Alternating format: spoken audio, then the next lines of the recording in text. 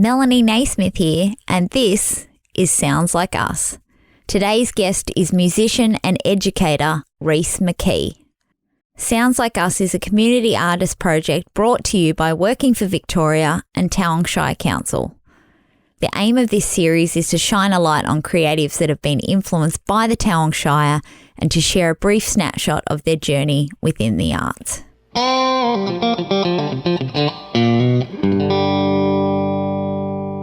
Rhys McKee, thank you so much for coming on Sounds Like Us. I really appreciate you making the time. Now, you are not a name familiar to me within Tallangatta growing up. So can you tell me a little bit about your journey to Tallangatta and what brought you there? And then we're going to delve into your music a little bit. Okay, so Melbourne boy, born and bred. So I grew up in eastern suburbs. Went to a pretty big secondary college, studied music, obviously, is a bit of a thing. Music sort of threads way back to when I was about 4 or 5 when I played the piano at my grandma's, and then studied a Bachelor of Teaching in Music at Monash in Clayton for 4 years. Couldn't find a job at the end of that, so I went to Melbourne Uni and studied tuba for another year because tuba was my main instrument. Then applied for a job at the end of that. I just put my hand in the lucky dip and applied for recruitment online for a school in Tallangatta. Had no idea where it was, knew nothing about it. I love my Melbourne. I was a metro city boy, 24-hour Coles, all that sort of stuff. And I was pretty comfortable with that. And I did a Google Maps like, crikey, that's a fair way out. So just put my name out there, and about a week later, I got a call from the boss, and he said, we'll fly you out from Melbourne to Albury Airport, and I'll drive you to the school, and the school pay for everything. And I'm like, whoa, that's pretty serious. So, yeah, so all that happened. They took me home too, which was lovely. They didn't leave me up here. And offered the job to me 2 days later at about 9 a.m. Oh, wow. Typical uni student, not out of bed before 9. I'm like, huh? What was that? And I was like, oh, okay, yeah, sure. And then, well, here I am. So how long have you been in Tallangatta now? Truth. I got here when I was 22, so I'd like to say about 14 and a half years. Wow. And your name has popped up a lot when I mentioned music around Tallangatta. So you've obviously made an impression amongst the community around that region and the high school. It's just like name drop, like Skittles, Rhys. You need to contact Rhys, Rhys. So your tuba training, is that how you've become sort of the last post person as well? Yeah, indirectly, yeah. It's without getting too bogged down, brass instruments are roughly all the same at their most basic level. And, I thought, well, tuba, yeah, it's just a really large trumpet. And with that theory in mind, I picked up a trumpet from school and worked on it. And I managed to get it happening within a few years. And I'm like, oh, okay, righto. So, yeah, that's how my last post sort of career, for want of a better expression, started. It's a massive honour. It's probably the only piece of music that can actually really trigger my emotions. It's a very profound piece. So to be given that privilege, I suppose, to play it, you must be very well trusted. Oh, it's the most stressful thing I've played. I've played everywhere and anywhere, and it's still the hardest gig I've ever had to play by a country mile. Is that because you have to get out of bed early? Or?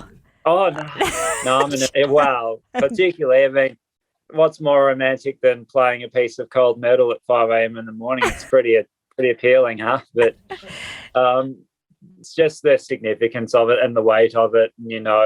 Everyone knows it. So if you make one mistake, well, everyone's got their opinions. So, but I've got pretty good records so far. So yeah, doing well. So other things in the community music wise, I know you play background for a lot of projects that Catherine Lanigan does as well. Like you're always there to accompany her vocal choir group. Can you tell me a little bit about how many things and what are they that you do to help the community with your music? Oh, Struth. So, yeah, I do play piano. That was probably my first instrument, but my least practiced instrument. But so, yeah, how many things I do. So Catherine basically runs most of the community music events, being an ex-event manager herself. She helps out with the Anzac Day, the Remembrance Day, there was a market at one point, anything Christmassy, and every time the choir sings at those things, the piano is always, often invited along. So I'm like, oh, cool, that'd be great fun. And that seems to get me involved in the community a fair bit, which I absolutely love. And we practice out at the old church.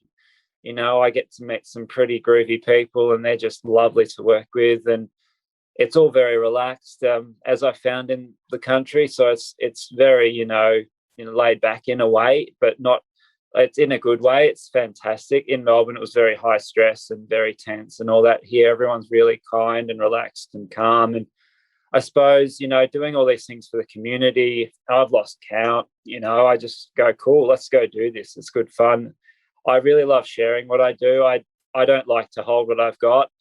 I like to share it, and, like my teaching with the kids, sharing with the students and giving them the chance to, take a bit of music for themselves and share that. It sort of keeps things going, keeps me grounded and keeps me, happy, knowing that I'm doing some good, giving back to others. Can you tell me a little bit about the feeling you get where you see maybe you've got a student that started that's never picked up an instrument or never done anything vocally before, and you start with them, and then by the end of your journey with them, they're actually quite competent. Can you tell me about maybe, do you get recognition or the feeling that you get to watch them grow? Is that what keeps you driven in that area? I'm a firm believer in private victories. I try not to be a boastful person. I mean, validation for my work and, how far they come, I suppose in the end, when I just let them go, I just let them take flight, and I just sit back and smile, and, and they're getting all the joy out of the music that they're starting to own. And I'm like, well, I was a part of that in a way. And I'm happy just, in their success, and knowing that they'll give their music to someone else, and that'll just keep cycling on. And I mean, I don't care for awards or anything like that. I don't really worry too much about that. I get the greatest joy out of hearing Smoke on the Water, for example, rather than being at an awards ceremonial like that. I'd rather be hearing a student, achieve something amazing on their instrument and getting a huge smile on their face. And then I just do a little fist pump to myself, like, yeah, well done, sort of thing. Little internal fist bump is always, it's a great thing to be able to influence others, I think. And you speak of it in a very humble way, but it's also obviously a gift that you have, which is very nice that you do share it. Smoke on the Water, that's your favourite. What's going, like, if you start playing music to accompany, say, the choir, what's the one song that just gets people lifted? Others? Oh, Struth. Yeah, from experience, I suppose. Like, I can't sit still. So when I'm at the piano and there's a choir there and they're being boring and I'm not playing anything and they're making me wait, which is fine, because Catherine needs to do something or whoever. And I just start dabbling and, until I get told off. I think the song is Hallelujah, Leonard Cohen. I'm very lucky to be able to play that proficiently. And I just play that and I see who's listening, and then I get in trouble because I'm distracting people. And they start singing and I'm like, oh, cool. So, yeah. But every time that one seems to hit a spot with people. When you say you're very lucky to play that proficiently, I'm imagining there is a lot of hours that have gone into that luck happening. How much have you practiced that? Because I think you're negating a lot of the work that you actually do behind the scenes. You just don't overnight become a proficient musician. It doesn't work like that. It doesn't work like when you're interviewing anyone. It doesn't work. You don't just pick up something and immediately know how to write. Like, how many hours have you actually put into practicing behind the scenes so people get to hear your gifts? Whoa. Well, I am not a natural musician. I wasn't born with the ability to play. I remember my first keyboard days and I was very basic. Yeah, I didn't take to it very quickly, but I worked hard at it. I suppose it'd be thousands of hours, 10,000 hours. I don't know. I've been playing since I was 4 or 5, and I'm not that now. So what's that? Let's go 32 years. Yeah. And I've never been away from an instrument. I've always had an instrument nearby. I've always playing. I'm going to be playing this afternoon. I taught today, and they did really well, and I played for them, and it was all and it just sort of all merges into one sort of thing. And I'm just motivated by what it can do for people. And, sometimes it helps me more than it helps others.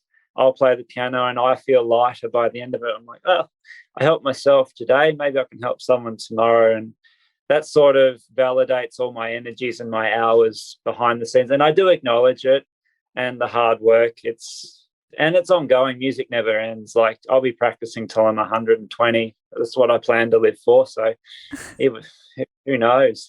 What an absolutely lovely sentiment that I almost feel like we should end on. But I want to just acknowledge what an important lesson that is for anyone to just really listen to the fact that it takes work.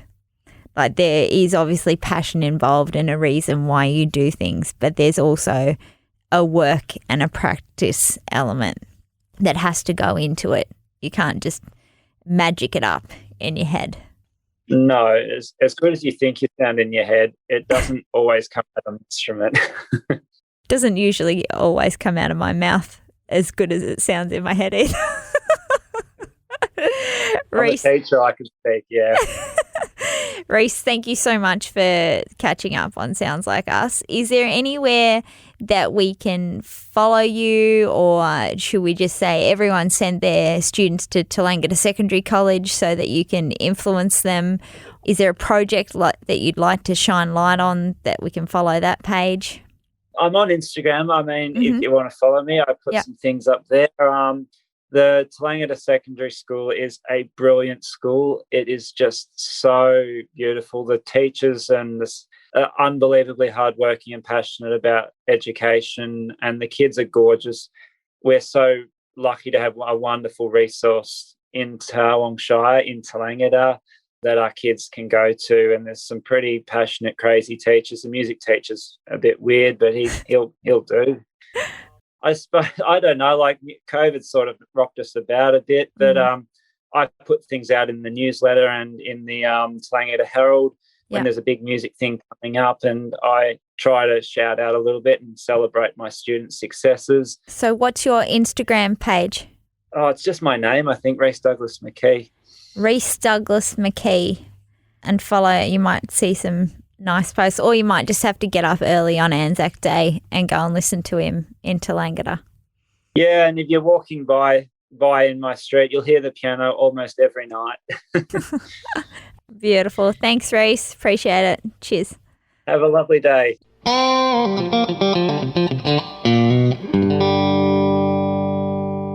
Today's episode of Sounds Like Us was hosted by Melanie Naismith and produced by Joshua Liston. Sounds Like Us was made possible by Working for Victoria and Tawong Shire Council. For more information on Sounds Like Us and to hear more episodes from local creatives, go to tawong.vic.gov.au.